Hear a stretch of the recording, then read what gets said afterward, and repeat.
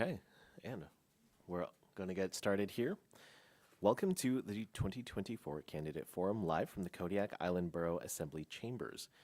Sponsored by the Kodiak Chamber of Commerce and KMXT, next we'll be hearing from the candidates running for 2 seats on the Kodiak Island Borough Assembly. The forum is being broadcast live on KMXT 100.1 FM and is live streamed on the borough's YouTube channel as well.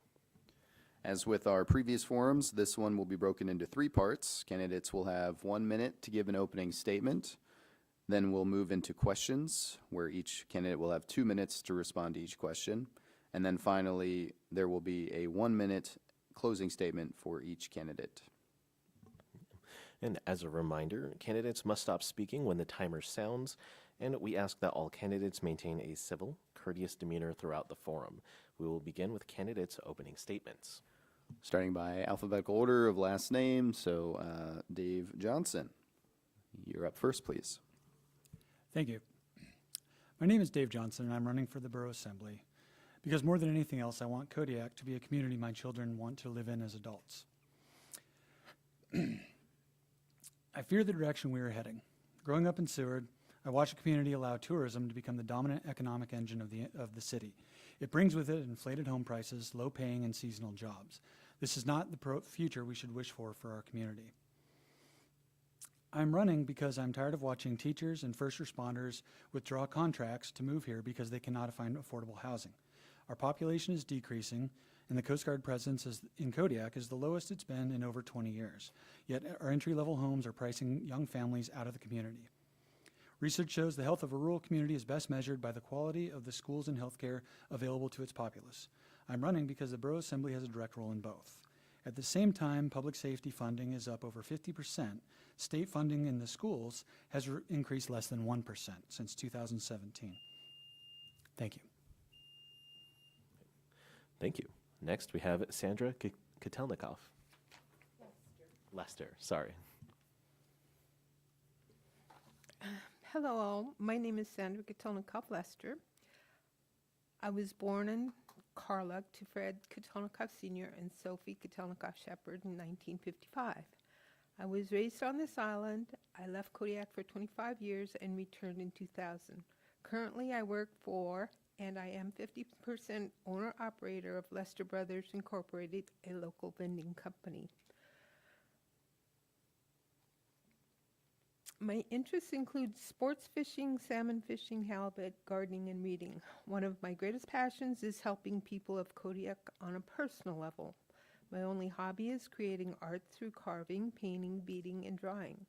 I'm a veteran member of the American Legion. I was president of the Pioneers of Alaska Kodiak Women's Igloo 17 for 3 years, and I'm currently a 3-year trustee of the organization. My experiences include working as a tribal court judge, protective services specialist, ICWA, and counselor. My education includes an AA degree, certifications in social work, clinical supervision, counselor, and national certifications as a counselor, and more.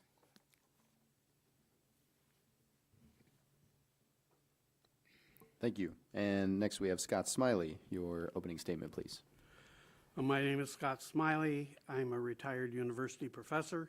I was director of the UAF Kodiak Seafood and Marine Science Center from 1995 to 2006. I'm married. We have 1 son who went through the Kodiak school system and is now a software engineer living in Portland, Oregon. My wife, Carrie Irons, is a member of the Kodiak Island Borough School Board and a retired North Star Elementary School principal. We've lived in Kodiak for 29 years, moving here from Fairbanks, where I was a professor at UAF. I remain interested in keeping up with advances in both biological sciences, where my degree is, and in local fisheries issue. I'm running for my 3rd term on the Borough Assembly, where I am currently the Assembly's deputy presiding officer. I believe in government, and I stand for good government, government that is accountable, thoughtful, and responsible for its actions. For the Kodiak Island Borough Assembly, this means supporting educational excellence. Thank you. Thank you. And James Turner is also running but cannot be with us here tonight. So we will read his statement. Thank you for taking the time to vote. It has been a pleasure to sit on the Assembly for the last 6 years. My, how time flies. I'm putting my name in again to continue serving the community of Kodiak to the best of my ability. A lot of the items have come before us during my time on the Assembly. One of the issues is the bond debt for schools. I believe that the Assembly as a whole has managed to find ways to fill the gaps in funding that we are missing from state portions. These next coming years, the Assembly needs to look at lowering the mill rate. And that's it for his statement. So moving on to questions. Each candidate will have 2 minutes to respond, and we will rotate which candidate answers first, so the order won't be the same for every question. Ms. Kotelnikoff-Lester, you'll go first with this one. What are your priorities for the borough's budget? What programs and departments do you believe are over or underfunded? As you know, I'm a candidate, and I did come to the borough meeting to try to understand some of the dynamics that are going on in this community and with the borough. Unfortunately, there is not a lot that I can give you in that information right now, and I would have to do more investigation, more conversations with the people that do know, and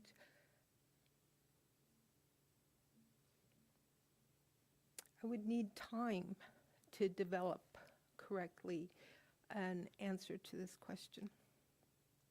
But thank you for asking. Okay. Mr. Smiley, you're up next. Would you repeat the question?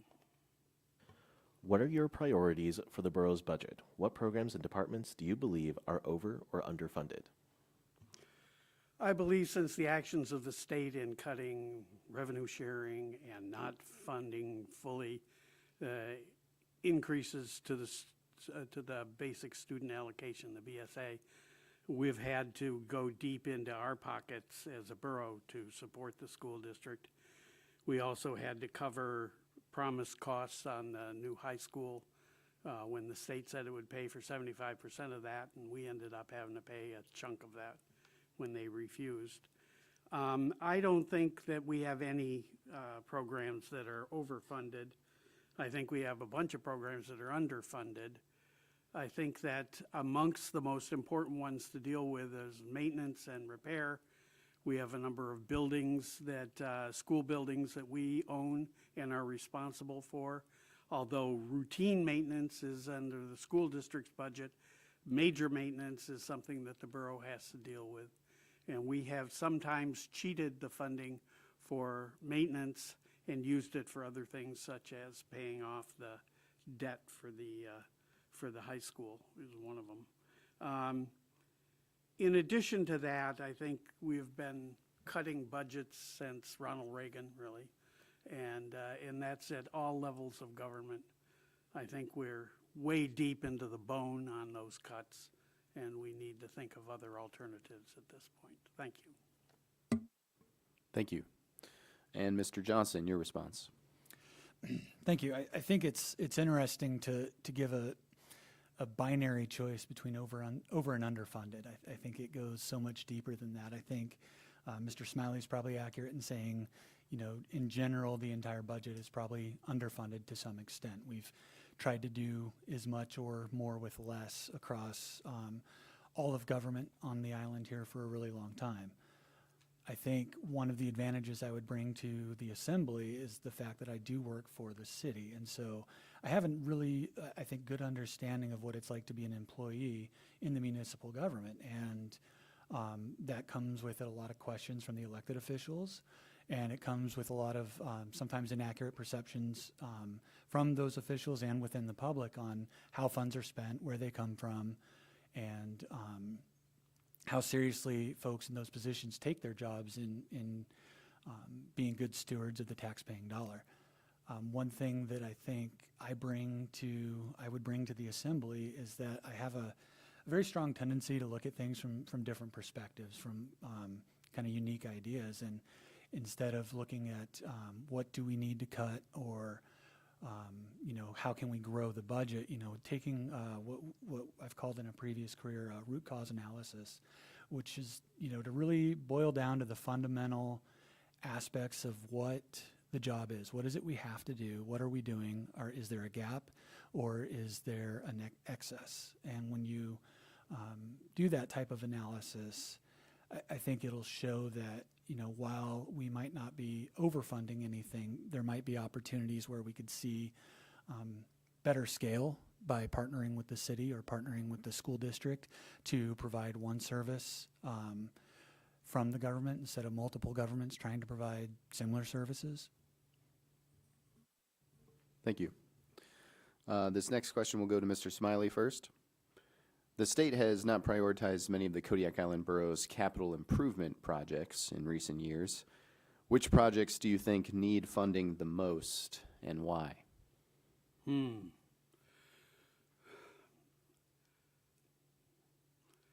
I think the top of our list the last time was the Tustamena, and we got that funded, I believe. I think the next one is the harbor, and that's something the city shared.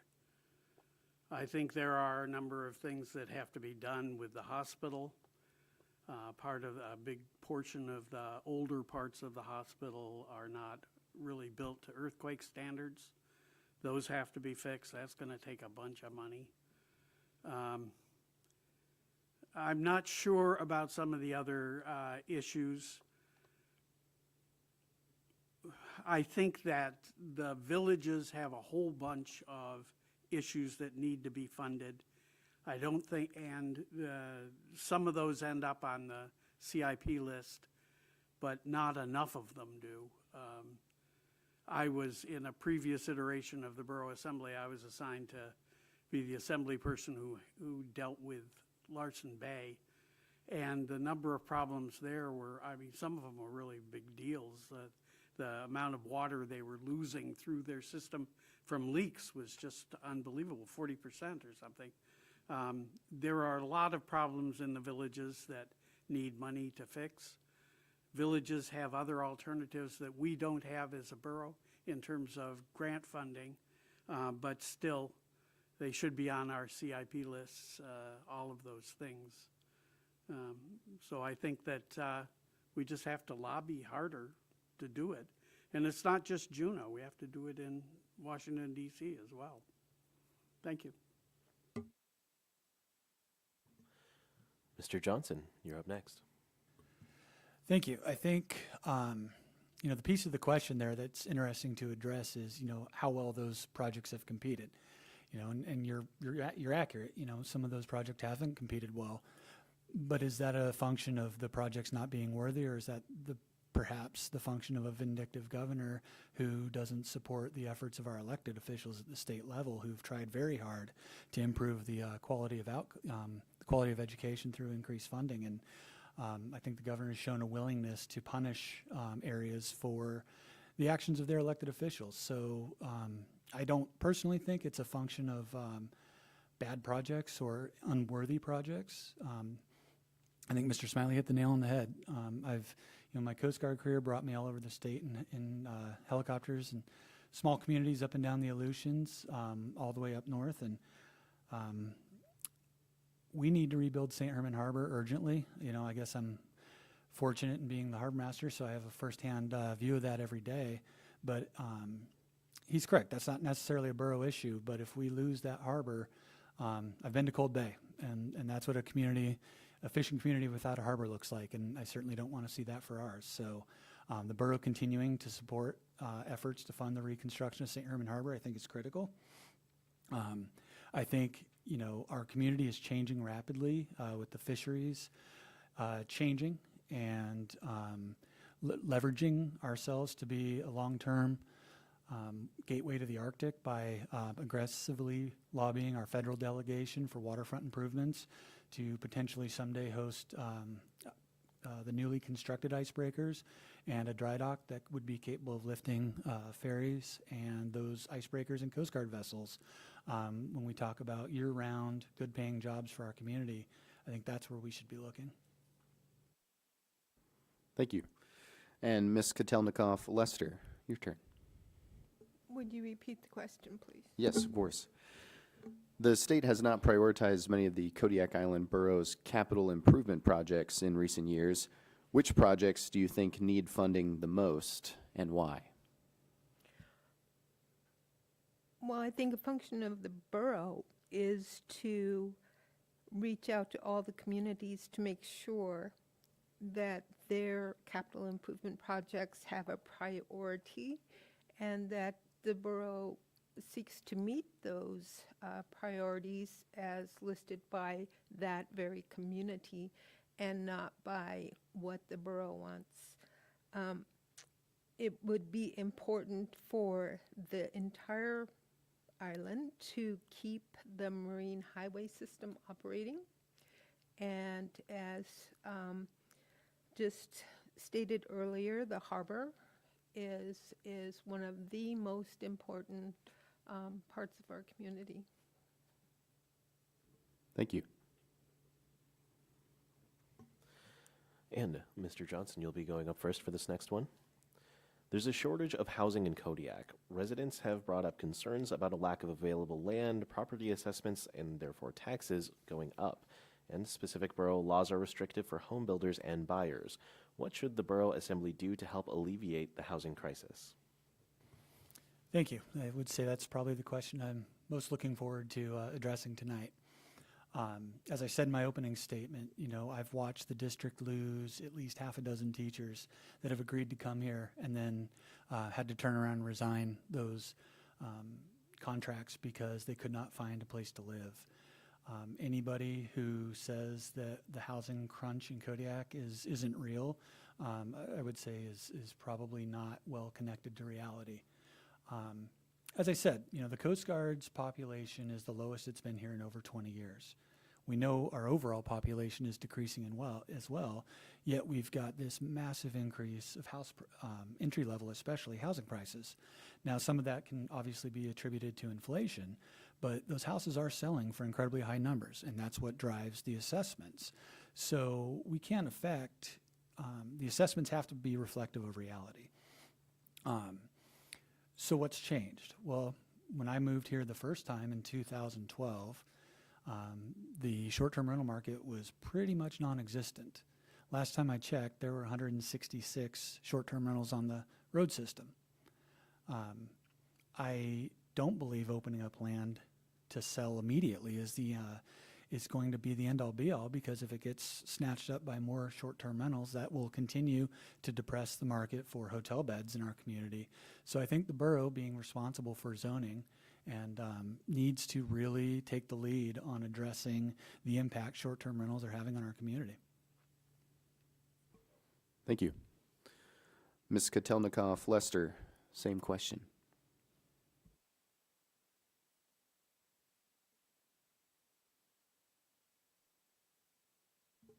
Repeat the question, please.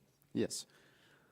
Residents have brought up concerns about a lack of available land, property assessments, and therefore taxes are going up, and specific borough laws are restrictive for home builders and buyers. This all is contributing to a shortage of housing in Kodiak.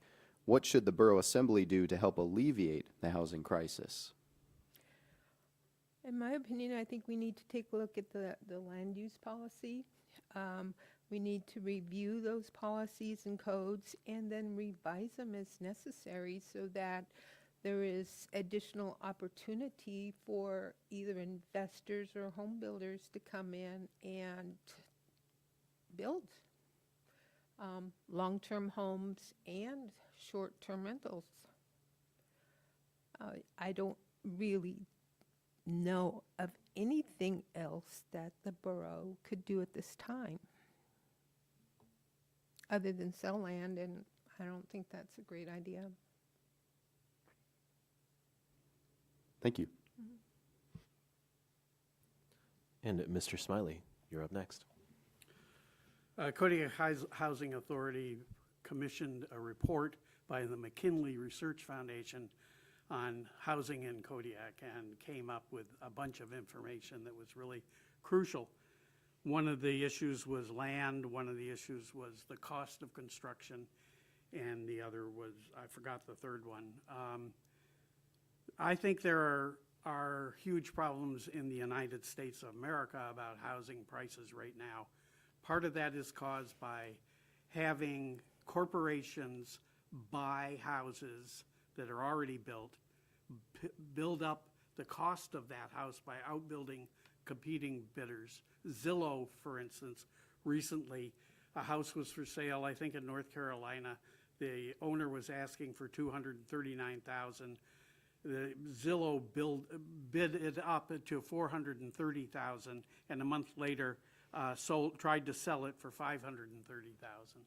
That kind of speculation in housing has occurred all across the country, and it's really ruined the values of houses, and we're waiting for a balloon to burst on that. If the borough released land, which it has, for building, people aren't going to want just land. They want it to be with roads. Most people that are interested in working for the school district or the police, the two main occupations that have been talked about in this dialogue, will want to have water and sewer. Those cost a huge amount of money to put in, and we don't do it. The borough doesn't do it. The city does do sewer and water, but the borough doesn't have that, at least in its past. So limits of that sort are going to be difficult to overcome. In addition to that, I'm not sure that we can build houses and have contractors sell them for a reasonable price because of the cost of building. Thank you, sir. For our next question, we'll go to Ms. Kotelnikoff. Lester first. Some village residents feel that their needs are not a priority for the Borough Assembly when compared to communities on the road system. Do you believe the borough fairly represents other communities and acknowledges their issues? Why or why not? For me, that's an easy question, and having been a member of the City Council of Larson Bay and on the Tribal Council in Larson Bay,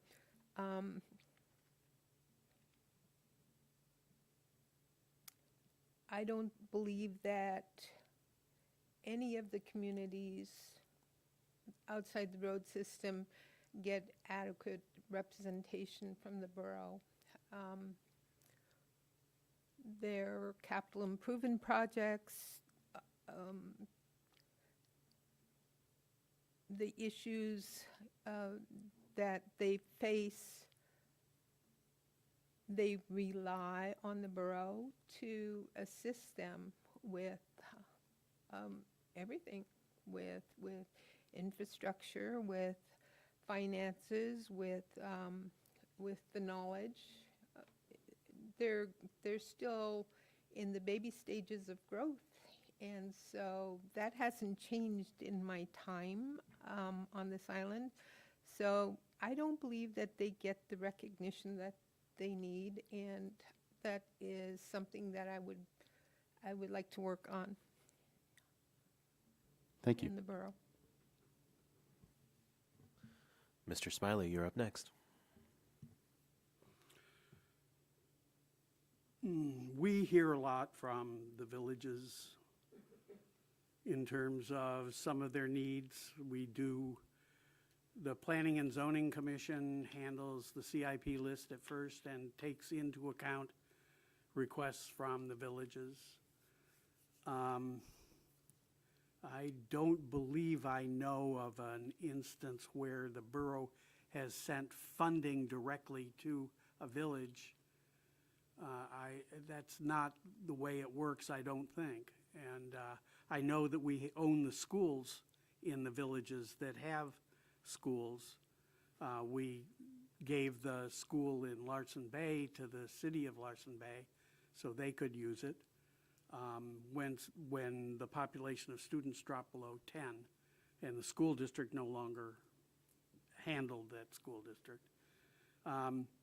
I think it's difficult. In the old days, I think there was a plan to have people in the villages come to the assembly, to be members of the assembly, and come to assembly meetings. The cost of that now for airfare is just ridiculous. And so communities can't afford it. The borough doesn't have that much money because of all the cuts in taxes that we've done over the years. So I think it's going to take a new way of looking at things before we change that. Thank you. And Mr. Johnson, your response. Thank you. I think in broad terms, there's always room for improvement. Are we doing, are folks doing the best they can? I'm sure they are. But are there people who feel like their needs aren't being met? I know for a fact there are, because we just fielded a complaint from one of our outlying communities this week about the condition of the school. I can tell you that complaint has been taken very seriously, and, they're putting together a group to go address some of those issues, especially the ones that can be handled, relatively quickly. So, the intent is positive. The results, could probably improve. I think what's critical to that is establishing relationships. I was fortunate enough to visit several of our outlying communities this spring to confer degrees on some of the graduates, and being in Old Harbor, in Uzinki, Port Lions, seeing these kids graduate in their communities was a really cool experience. And I think that building relationships by visiting those communities as assembly members is important. I've built relationships with a lot of the municipal representation at our outlying communities just through the harbor, making sure that, we share equipment, we share expertise, and I think we can continue to do that at the borough government level as well. Thank you. And Mr. Smiley, you'll be going up next. The non-white minority populations of the city of Kodiak make up nearly half of the island's demographic, yet our elected local officials remain predominantly white. How can we achieve more equitable representation in local government overall across race, sex, and cultural lines? I don't know, I'm an old white guy, so I'm not quite sure how to answer that one, except to encourage the various ethnic groups in the community to work together amongst themselves to try to bring people up to this level in terms of understanding what it takes to run for office. I do think that some of these jobs, like Borough Assembly, is one that demands a fair amount of time. Sometimes many people are reluctant to invest that kind of time at an earlier stage in their career. It's easier for me because I'm retired. And I think that there's a wisdom with retirement too that helps.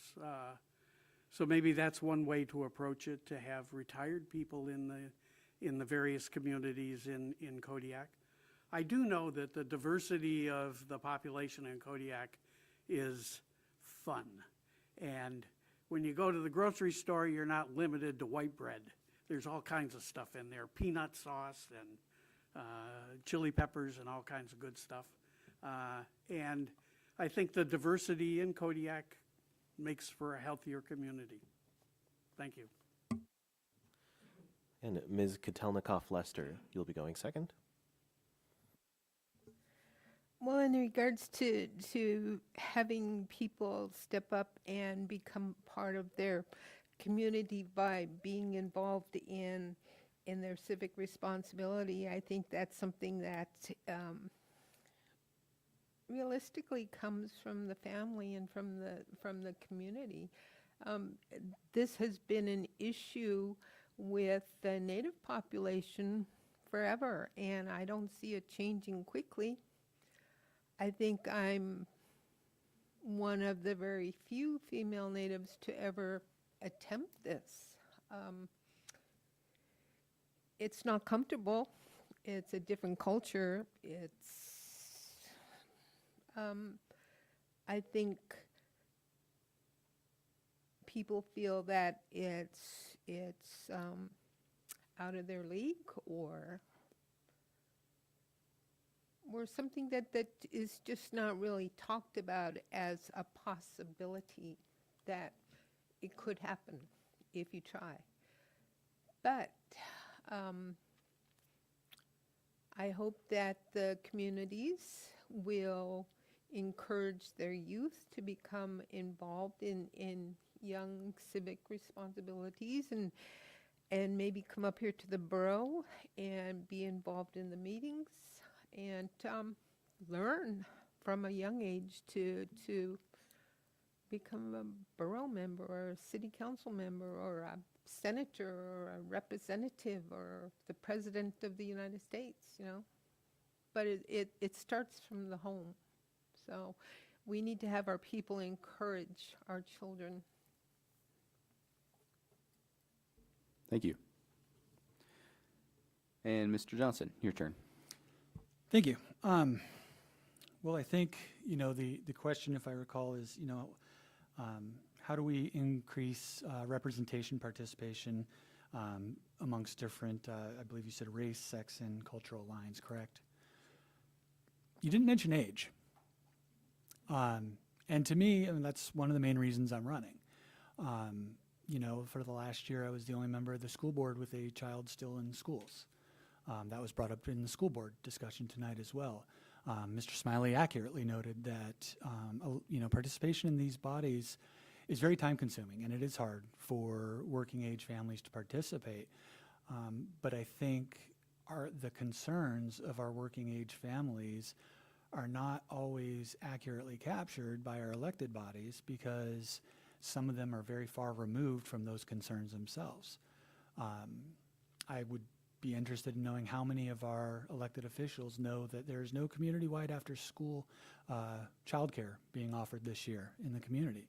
To me, that's a travesty. We've got kids going home at 2:30, 3:30 in the afternoon, and if they don't have family, if both parents are working and they don't have other family, that's lost time that they could be doing productive things that is probably spent in front of a screen, so they're at least safe in the house. Other communities have tackled this issue, and we both both municipal governments give a lot of money to nonprofits and their budgeting process, and I'd really like to see a nonprofit formed that helped hire some of the school's paraprofessionals to stay afterward and provide aftercare at each of our elementary locations, so that working parents don't have that incredible stress every day of getting their kids coming out of school and then getting back to work or getting in trouble for missing work. And I'll just close by saying, when you talk about different representation, I guess I don't get to close. Thank you. We'll go back to you again, Mr. Johnson, here for this next question. As severe weather events and natural disasters become more frequent and potentially more damaging across Alaska communities, how can the borough improve its emergency response and better prepare for these events, such as landslides, as an example? Thank you. When the Kodiak went to ground back in, what was that, New Year's Eve 2012, I was flown to Anchorage on New Year's Day to be the director of air operations for that emergency response, and I saw tribal, state, and federal representation along with the folks at Shell and their subcontractors all come together to get the Kodiak off the beach in a safe and responsible manner. And that same incident command system is what we expect from our municipal governments to handle both man-made and natural disasters. Increasing training opportunities for staff, adding some of that training or some of those qualifications to the job requirements for various positions.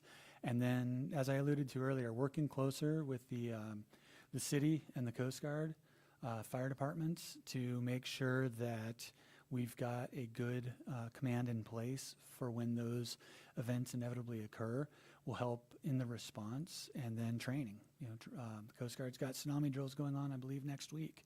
And having some of our city and borough employees there to learn and provide insight and bring that back to their governments will only help us in the long term. Okay. Thank you. And Mr. Smiley, you'll be up next. Well, I think we had a test of this not long ago with COVID, and we had an emergency response to that. It was quite lengthy and worked in most ways, but it was also a trial to see how it did work. And I know that since then, we've been involved in trying to develop new mechanisms for emergency response, both the borough and the city, with fire departments, and the head of the thing was in the COVID emergency was the fire chief, the city's fire chief, Milligan, and the manager for the city, Mike Tvingy. And I believe that in doing that, they've also tried to understand where new training had to occur, and I believe training is ongoing for the members that file into that. As I recall, the borough manager is involved, and I think that's the main part of the borough that's involved in this. Most of it is the city, and because they have the police authority, and the borough does not. So I think it is being developed. I think it is being fine-tuned based upon the experience we had with COVID and all of the tsunami warnings that we've had. I believe that KMXT was not, the borough's response was KVOK, but the KMXT was doing it such a terrific job with Pam Foreman that she became Miss Tsunami or something, and was directing people to school parking lots at North Star and the high school, and also to that parking lot up on the side of Pillar, or the base of Pillar Mountain. Thank you. And Ms. Kotelnikoff, Lester, your answer, please. I get so caught up in listening to their answers, I forget what the question is. That's okay, no worries. As severe weather events and natural disasters become more frequent and potentially more damaging across Alaska, how can the borough improve its emergency response and better prepare for these events, such as landslides, for example? Well, I remember there have been landslides here, and I don't believe that the borough has really had much activity involving them. One of the more important things that I think about when it comes to emergencies is like food. When we had the pandemic, the store was empty. So I think about what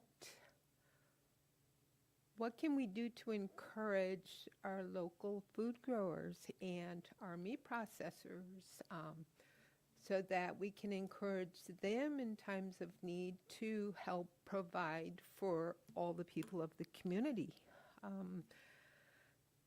I think that we know what we know when it comes to the tsunamis and landslides and flooding areas, but I think what we need to work on is what we don't know. And at this point in time, I don't know if we are going to know how to get that, food staple to the people of our community if we became separated from the rest of the world. And that's important to me. So I would encourage more local food growing. I would encourage more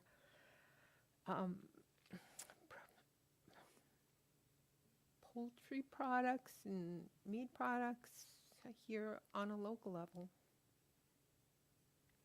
Thank you.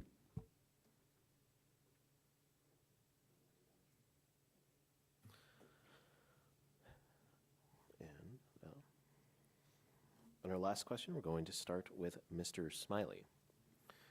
Fisheries are currently facing a major slump across species right now, and several processors have temporarily closed, and even Trident is selling its plant here in Kodiak. How should the borough react and adapt when facing economic downturns like this? Should other communities in the archipelago consider diversifying their economies?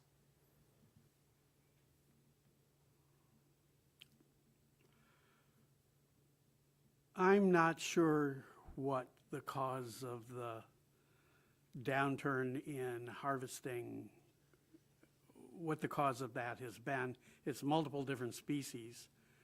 The argument is that it's ocean warming. I'm not sure that that's been defined for all of the species involved. If it is global warming, I think we have a big problem. We're not going to change that right away. There are other species that like warmer water. We can try to deal with that. Unfortunately, there's a law in the state of Alaska that we can't raise finfish. It's against the rules. I guess we can do ocean ranching like we do with salmon, but that's about it. I think in Kodiak, if we have to diversify our economy, we're a three-horse town, really. We're the Coast Guard, fisheries, the Coast Guard, and tourism. So the only one left is tourism, and as much as I agree with Mr. Johnson about having an over-reliance on tourism, making it kind of Disneyland on the shore, it is something that we could improve, both with ecotourism and with, I think especially sports fishing, I think is something that could go. Not ocean sports fishing as much, but river and lake sports fishing. Doesn't seem to have that many adherents to it at this point. So I think that's one avenue. I think ecotourism is a possibility here. I think we have sufficient infrastructure in terms of a hospital and some roads to be able to help get people out into the environment effectively so that they can have a real taste of what Alaska is, meaning rain. So, Thank you. Ms. Kotelnikoff-Lester, your answer, please. And I can repeat the question. Please. Yes, ma'am. Fisheries are currently facing a major slump across species right now, and several processors have temporarily closed, and of course, even Trident is selling its plant in Kodiak. How should the borough react and adapt when facing economic downturns like this, and should other communities in the archipelago consider diversifying their economies?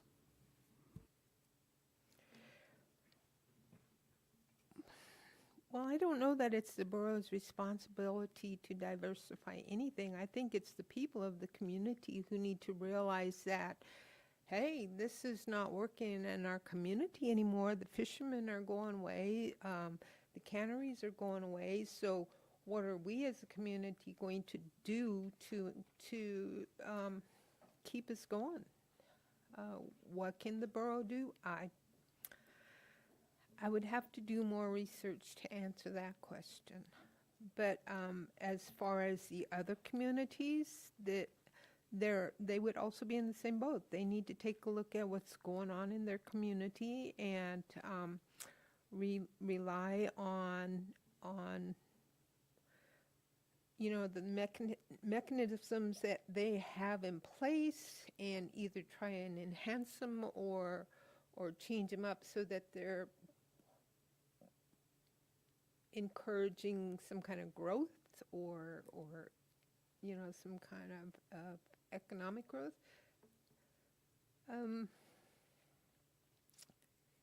It's not an easy question, and there is no real easy answer to any of this, but I think by working together to find solutions to these situations, we'll all be better off for it. Thank you. And Mr. Johnson. Thank you. And I should probably thank you for the 2-minute timer because you hit one that I could ramble on for an hour if given the opportunity. So maybe the audience should thank you for the 2-minute timer. When I was doing my master's thesis, a lot of my research was about civic retrenchment. I was reading a research paper about 16 different communities in the 80s who'd had massive bond problems. If you recall the savings and loan and bond collapse at that time. And they went back and looked at those communities and how they reacted to their economic downturn. And the single biggest indicator of success was recognizing that that downturn was happening and doing something about it. When I was doing program management in Washington, D.C., my boss always liked to say that not making a decision is making a decision. And with that, a wait-and-see approach isn't going to benefit our community. That's what allows outside influences to direct the future of our community instead of our own population. Our elected officials need to create a shared vision for the future of Kodiak and spread it far and wide throughout the borough. I think we're already seeing the results of that retrenchment, and it's we're broadening our horizons. We've now got ocean plastics recovery opening up in Kodiak. We've got some of the largest kelp farming operations in the state going on in Kodiak, and as I alluded to earlier, I think the future of our community lies in the opening Arctic. We're very well placed along the logistics route to be the logistics hub of the Arctic in ship repair, outfitting, and support. And I think the year-round, well-paying technical labor jobs that would come with that would greatly benefit the long-term health of our community. Thank you. That concludes the question segment of this forum. So now we'll move into closing statements. So each candidate will now have 1 minute to share your final thoughts, and we'll go in alphabetical order by last name as we started. So back to you, Mr. Johnson, 1 minute for your closing statement. Thank you. I'll start by thanking our friends here at KMXT and the Chamber of Commerce for putting this on and hosting this event. As they're critical, our community has opportunities to learn what the candidates for office stand for, and a wonderful opportunity for them to learn a little more about us. I want to thank everyone in the audience and who listened this evening. I hope over the course of the discussion I've shown why I believe our elected officials must act with a bias for action and a sense of urgency. We're facing a number of significant challenges, including funding our schools, uncertainty in our futures, and our fisheries, and an out-of-control housing market. With that comes an opportunity to reimagine the island for the next generation. We have an opportunity to shape the future of the island for the better. We can and must do better, and that is why I'm asking for your vote on October 1st. Thank you. Ms. Kotelnikoff-Lester, your closing statement, please. Yes, I am running to become a Borough Assembly member because I care about the safety, health, and well-being of the people on our island and throughout the borough. When elected, I will have an open door policy and will be available to discuss your issues at any time. One of my pet peeves is when I call a public employee and they do not call me back. I hold myself to a higher standard and your issues will not fall on deaf ears. I would like to encourage the communities on the island to continue to work hard with the borough. But when I say communities, I just don't mean the cities. The borough needs to realize that there is a huge difference between the city of Larsen Bay and the Larsen Bay Tribal Council, and the entities that I feel are not getting recognized by the borough are the tribes. And Mr. Smiley. I'm running for my third term on the Borough Assembly. I think the Borough Assembly's main functions are to support educational excellence. The borough was created to help fund the school district. That was the reason that it started. I think we have a job in developing and helping the economic prosperity of the community. The health of our population, we have health responsibilities that we have in addition to having built the hospital.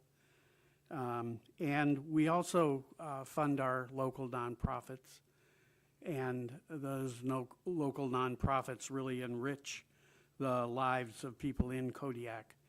And many of them are involved in the health and safety of our population. I worry about drugs in the community and the damage that that has caused. The number of students requiring additional support has ballooned at any rate. Thank you. Thank you. And that concludes the Borough Assembly Candidate Forum. And thank you to you three for coming. That's everyone listening. That's Dave Johnson, Sandra Kotelnikoff-Lester, and Scott Smiley. We also want to thank the Kodiak Chamber of Commerce and KMXT, as well as the Kodiak Island Borough, for helping make tonight's forum possible. And thank you, of course, to our audience here in the room and listening online. And a reminder that Municipal Election Day is Tuesday, October 1st. Get to know your candidates and the issues, and then please take a few minutes on October 1st to cast your vote. Or early voting opens on September 16th, so you can go to your local polling place any point between then and October 1st. Once again, thank you for listening, and have a good night.